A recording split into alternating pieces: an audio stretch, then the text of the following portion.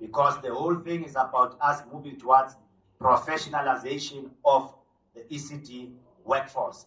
And all these things, or a responsibility, is being bestowed upon the Department of Basic Education by these pieces of legislation that I'm talking about. But as we'll be engaging colleagues, we need to be mindful that not the entire Children's Act has migrated or shifted to DBE. Only 2 chapters that has shifted to DBE, and that is Chapter 5 and Chapter 6. The rest still remains with Department of DSD, Department of Social Development. And it is also our point, in line with the theme, the overarching theme of this conference, where we are talking about professionalization, and then also where we are saying our voices and blood matters.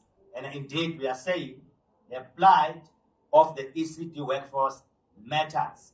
And then we are viewing early child development not just as, care and education, but early child development, we are viewing it also as a human right issue.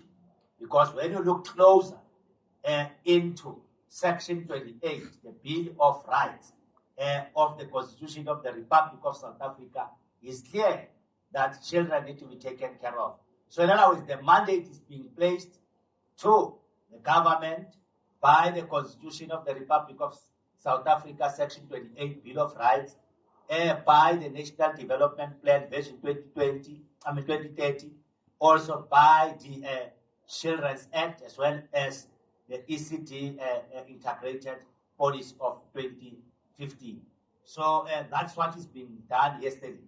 And colleagues have, raised issues, challenges, and so forth. One of those challenges that are critical, which constitute a bottlenecks in as far as progression and articulation opportunities are concerned, whether it's diagonal, vertical, horizontal.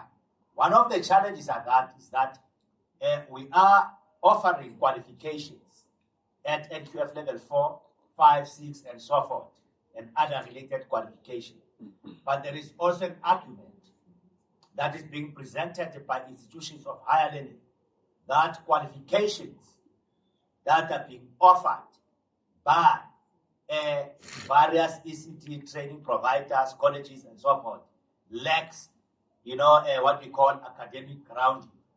And it was clear yesterday that that argument cannot necessarily hold water in an absence of a scientific evidence.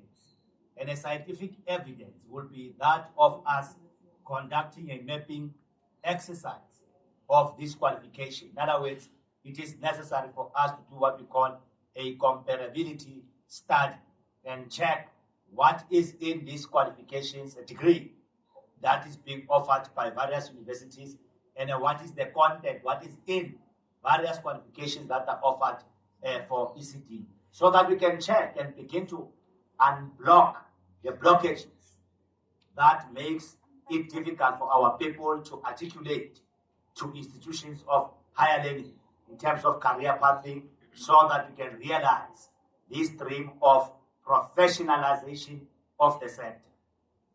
And it was also clear, colleagues, that it will be not proper or will be not doing justice if we were to talk about our people obtaining this paper after this paper, thus reducing the workforce into paper chasers. When you talk about qualification, you cannot talk about qualification in an absence of job opportunities. You cannot talk about qualification in an absence of reasonable, remuneration. You cannot talk about qualifications without looking into conditions of service. Because it is clear that our workforce are, find themselves operating in appalling conditions. In other words, they are being exploited, they are on the receiving end. Yet this sector is the basis of everything, because we could not have as learners who are ready at an intermediate phase. You cannot have learners who are ready at a senior phase if you have not done justice in the foundation phase.